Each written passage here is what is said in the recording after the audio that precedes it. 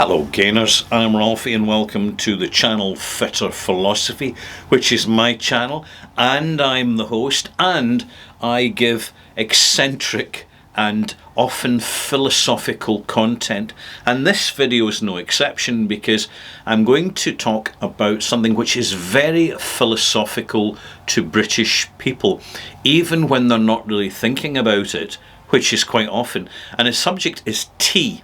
Tea is frequently the hot beverage, although not always.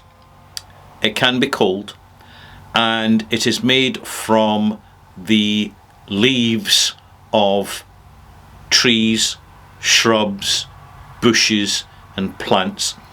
Anything which is not actually poisonous and toxic to us can be consumed as a tea from the plant world.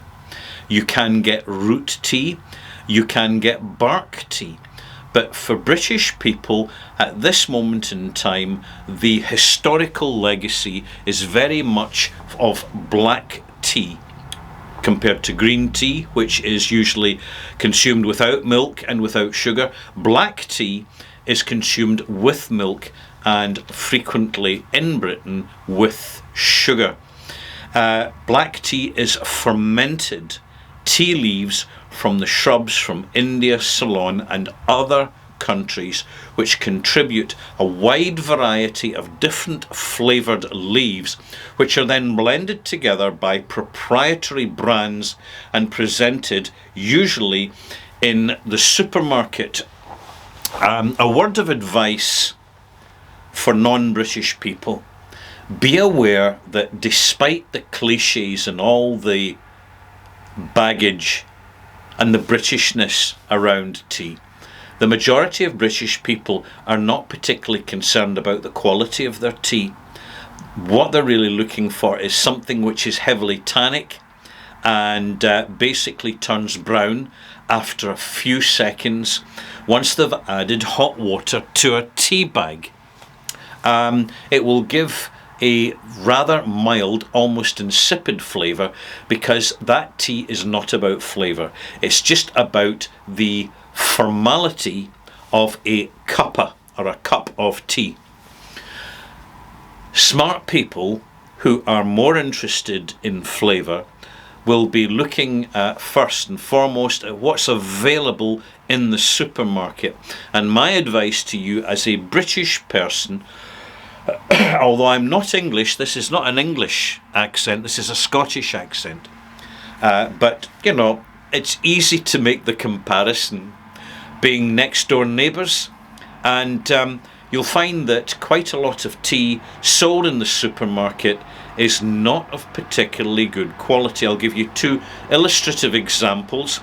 One is PG Tips and the other is Thai Fu. When you see these brands in the supermarkets, my advice is to walk past them because there's not very good, and the brand you're looking for that's widely available is probably this, which is Yorkshire tea from, what's the company again? Taylor's Tea Company. Typically tea, even relatively decent quality tea like you have here, comes in this paper perforated bag. When you actually smell the tea itself, which not a lot of people do, you get quite a fragrant, slightly perfumed note, and it smells very similar actually to when you first open a packet of cigarettes, which of course is quite similar to tea in that you have leaves which have been fermented. So there's the comparison. However, there are a number of British people who take their tea seriously. And if you're looking for the top level cup of tea, one good example of that is this particular brand from a British supermarket called Marks and Spencer's, and this is the extra strong loose leaf. Now the real clue here is in loose leaf tea. When tea is sold prepared and ready in a paper perforated bag, What it's telling you is that people are wanting a quick cuppa, and they're not going to give time for any real flavour to come out the tea and give flavour to the drink. It's not important. They just want a thirst quencher. They just want something habitual for tea break time, or to go with a sweet biscuit. Loose leaf tea is consistently of better quality. Now, the only loose leaf tea you're likely to see in a British supermarket is the bagged version of Yorkshire tea, and it's pretty decent. However, the best tea does cost more, but delivers much, much more in terms of value. And it's only when you sit down 2 cups of tea side by side, the tea bag tea and the loose leaf tea from a good source, that you really start to see the tangible difference between them. Now, for visitors, particularly those going to London who are looking for gifts to take back home, one of the best options, because it's lightweight in the baggage and it's very durable and tough, are tins of fancy tea from high-end retailers, where although you are paying a premium, you're getting something which remains affordable and unique. And I can assure you, because I have tested these both out, they're of very good quality. The first one is the Empire blend from Harrods in Knightsbridge. It comes in this nice traditional tin tea caddy, which makes it very much gift presentation, even if you're not particularly wrapping it.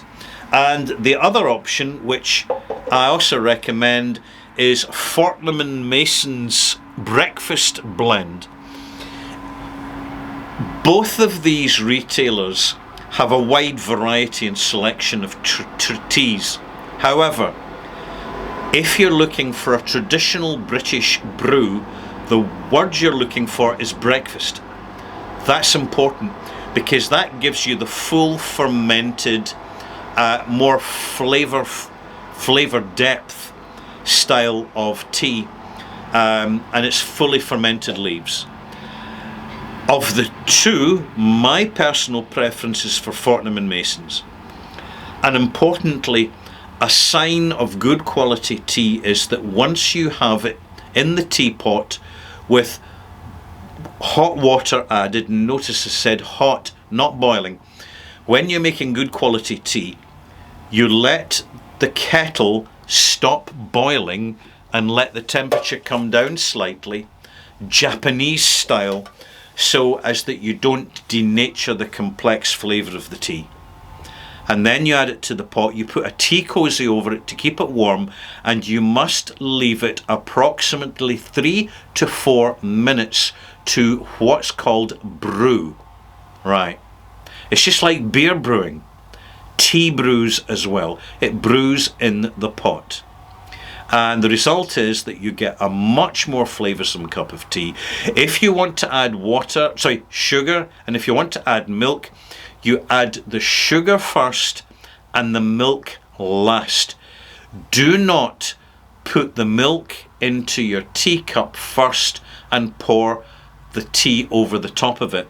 That is not the Zen tradition of British tea. Milk goes in last if you have any at all, and either goat milk or camel milk is a perfectly good alternative to cow milk. In fact, they will give distinctly different and pleasant results. So, final tip. The real sign of a good quality tea is that after 15 to 20 minutes in the pot, even after a top up of some off the boil hot water, you should be able to pour a cup of that tea and it doesn't taste stewed. Stewed means tannic. If you're buying tea bags, particularly supermarket tea bags, it is very easy to stew your tea because it's all about the tannins, and it's cheaper tea because people frankly aren't bothered about the quality. They're looking at the price. But As life isn't a dress rehearsal, let me give you some personal advice here. Go for quality. Consume a little bit less, but make sure you maintain the quality, because the quality of what we engage with in life greatly assists in defining the quality of our lives. Thank you for watching.